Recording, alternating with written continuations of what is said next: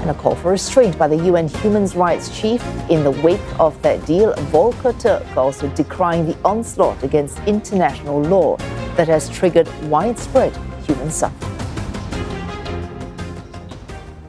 And the UN Human Rights Chief there delivering his annual assessment of the global human rights situation in Geneva earlier today. Mr. Turk highlighting the impact of conflicts across the Middle East, Africa and Asia, pointing also to worsening human rights conditions worldwide. He welcomed the peace deal between the US and Iran while calling for an end to hostilities in Lebanon. Volker Turk also reminding G7 leaders meeting in France to place human rights at the center of their discussions. William Denselow covering this story for CNN. He joins us live from Brussels. William, Mr. Turk delivering his annual assessment, which goes far beyond what's happening in the Middle East. What other issues did Mr. Turk raise? That's absolutely right. Volker Turk speaking of the polarization that we're seeing in the world and the need for increased human rights. He says that has been a broad consensus seen across the world. People feeling that there need to be more protections worldwide. Now, when it comes to these paradoxes that were laid out in this latest UN report, they said that there have been advancements in things like in wealth and in technology, but at the same time, they say there have been growing inequality, growing discrimination, conflicts seen around the world. So this certainly seen as a huge area of concern for the UN. When it comes to them taking stock over their achievements, perhaps over the last year, they say that nearly 5,000 people they have helped free from arbitrary detentions. They say that they have helped provide support for some 67,000 or so people that have been subject and are survivors of torture.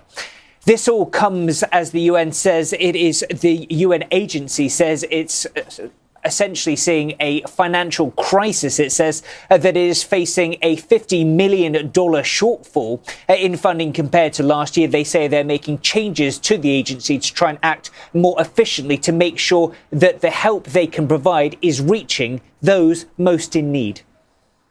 All right, William, headline news today, that agreement on a peace deal between the US and Iran. Of course, Mr. Turk mentioning that as well, welcoming it, acknowledging that it is a fragile moment and for this ceasefire to be signed on Friday. What else did he say about this deal between the US and Iran? That's absolutely right. The UN Human Rights Chief welcoming this peace agreement, calling, as you rightly say, for it to be swiftly implemented.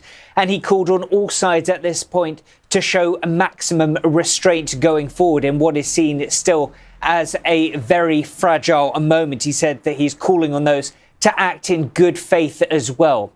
You mentioned Lebanon, of course. Important to note that while Israel and Lebanon not subject to the signature we're expecting on Friday between Iran and the United States, they're still very much central to it. The UN agency are calling for an end to hostilities in Lebanon, calling for a withdrawal of Israeli forces, and also significantly, they're calling for investigations, any essentially allegations of violations by to international conducted by any of the parties seen over the past few months to be conducted fully. So some updates there from Volker Turk as we look ahead to this potential peace deal signing in Switzerland at the end of the week. Oh, thanks there. William Denselow there reporting for CNN live from Brussels.